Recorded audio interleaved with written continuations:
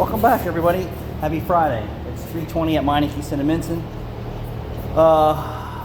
We're just winding it down for today. To work on the seat, my co-pilot. I hope you like it because it should work out well. So I ordered this seat track assembly from Speedway. It really didn't fit the application the way that I wanted it. Speedway. That's the part number. And so it came with these brackets that were super heavy. And it came with these seat tracks that could slide. But what would happen is once you bolted all this contraptions to the seat track, the seat would be up higher and heavier. So the goal is to shed weight and look cool at the same time. Shed weight and look cool. It's gonna be me. Shed weight and look cool. Okay. So I had extra brackets for the seat, and some of the complications there were achieving what I wanted was a lower profile because we don't really want the seat up too high.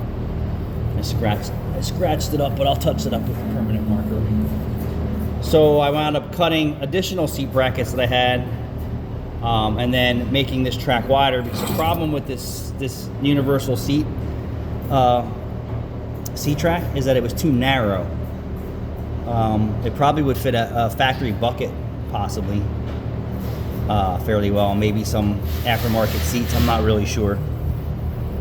So I wound up cutting the rounded area off here. You can see how it's rounded here. And then it actually became just wide enough to accept the NRG seat. And then bolted this piece to the adjustable seat track, and then welded these brackets to the bracket that I chopped up. So it looks good now. I just need to make sure that I can get it in the car, but I just wanted to get this fabrication work all out of the way. It does look great. This is, it works. I love this seat. It's so light. So light. And the 8.8 spherical bushings, I'm still working on that, so hopefully I'll be able to knock them in tomorrow. Thanks for watching.